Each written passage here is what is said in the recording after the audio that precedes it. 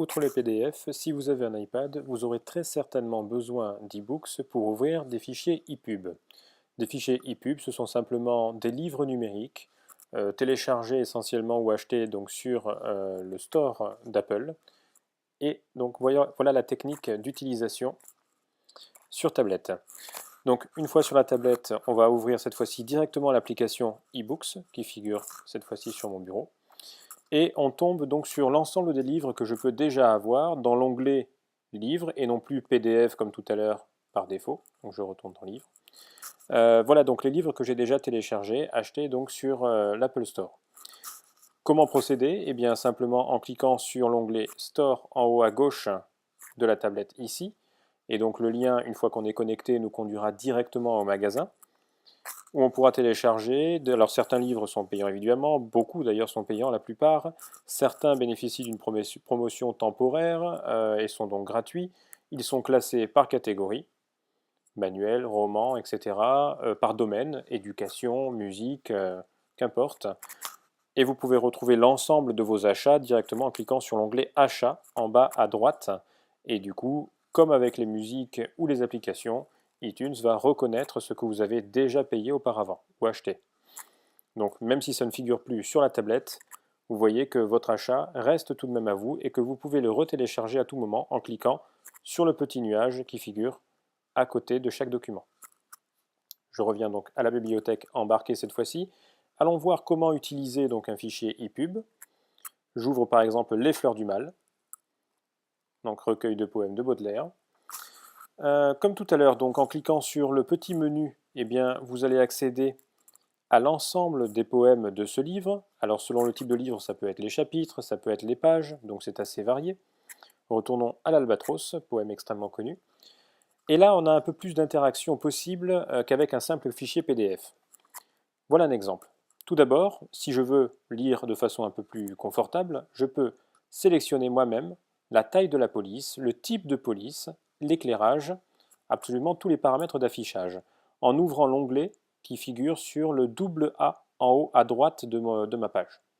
Il apparaît une fenêtre de dialogue, toujours la luminosité que je peux régler avec le curseur, mais la nouveauté, c'est la possibilité de régler la taille de la police. Si je veux la réduire, je clique sur le petit A. Il faut donc un instant pour que la page se réajuste, et je peux le faire autant de fois que voulu. Et inversement, voilà, sur le grand A. Je peux choisir moi-même le fond de mon document, selon le type d'éclairage extérieur. Donc quand je lis la nuit, je peux choisir l'onglet nuit, et donc la page apparaît écrite en blanc sur un fond noir, plus reposant pour les yeux, ou bien un fond sépia, c'est vraiment au choix. Et enfin, le type de défilement. Pour l'instant, le défilement est horizontal, donc j'actionne simplement en faisant glisser l'index sur la page. Si je veux autre chose, eh bien j'actionne ceci, et du coup maintenant les pages vont défiler simplement avec le pouce, donc de haut en bas comme ceci. Une sorte d'ascenseur en fait. Je reviens avec un affichage plus classique, celui qui me convient le mieux. Voilà, et je règle la luminosité. Allons voir maintenant d'autres interactions possibles. Il m'est possible de sélectionner un mot ou une phrase par exemple et de faire dans un premier temps une recherche de définition. Donc je cherche définition, pour l'instant rien n'est rentré dans le livre, mais je peux très bien faire une recherche sur le web pour voir à quoi cela va nous mener. Donc utile parfois pour les manuels, notamment si les élèves ont eux aussi des tablettes, pour pouvoir avoir leur définition directement pour peu qu'ils aient une connexion Internet. Cela met un petit moment quand même, puisque le navigateur par défaut qui est Safari va s'ouvrir, et du coup, l'une des premières propositions est évidemment le Wikipédia, ainsi qu'un ensemble de liens plus ou moins pertinents d'ailleurs, à sélectionner donc. Revenons sur le document. La définition n'est pas la seule possibilité, comme vous l'avez vu avec l'onglet, donc je resélectionne toujours le même mot. Je peux le copier et le coller dans un autre support. Je peux le surligner, en choisissant évidemment la couleur que je veux, histoire de classer simplement les mots ou les expressions que j'aurais mis en évidence. Comme ça, je peux avoir mon petit classement et mon petit code sur mon document. Je reviens ici. Je peux supprimer en cliquant sur la corbeille si j'en ai envie.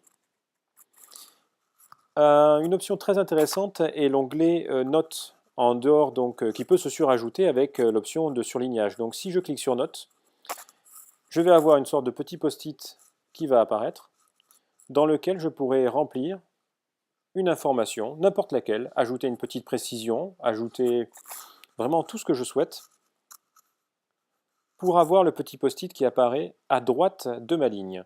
Ça veut dire que, désormais, les livres cornés, gribouillés, c'est terminé. On peut embarquer dans la tablette des dizaines, voire des centaines d'ouvrages, parce qu'ils sont extrêmement légers. Et nous pouvons en plus embarquer toutes nos notes et annotations de livres. Continuons. Là encore, je peux consulter directement ma petite note ou bien cliquer aussi sur la petite note, le petit rectangle qui est à côté. C'est un choix. Et je peux également la partager, soit envoyer par mail ma note, ou bien la partager sur les réseaux sociaux ou messages. Je la supprime de nouveau.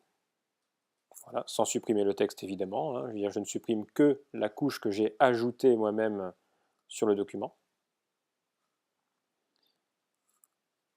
Et je peux faire également un onglet Rechercher pour aller voir dans le texte s'il y a d'autres moments où le mot apparaît, ou bien, toujours pareil, si je veux faire une recherche directement sur le web, en bas à gauche ici de notre nouvel onglet, ou bien directement dans Wikipédia. Du coup, j'évite tout le classement nécessaire des choix selon leur pertinence. Toujours, comme avec les PDF, la possibilité d'incorporer des onglets, si je veux marquer la page numéro 24, et donc pouvoir naviguer en déplaçant le petit curseur qui est au bas de la page dans les 266 pages du livre que j'ai pris en exemple. Là encore, le zoom est toujours possible aussi, comme je vous l'ai déjà dit, et nous retournons à la bibliothèque pour en terminer.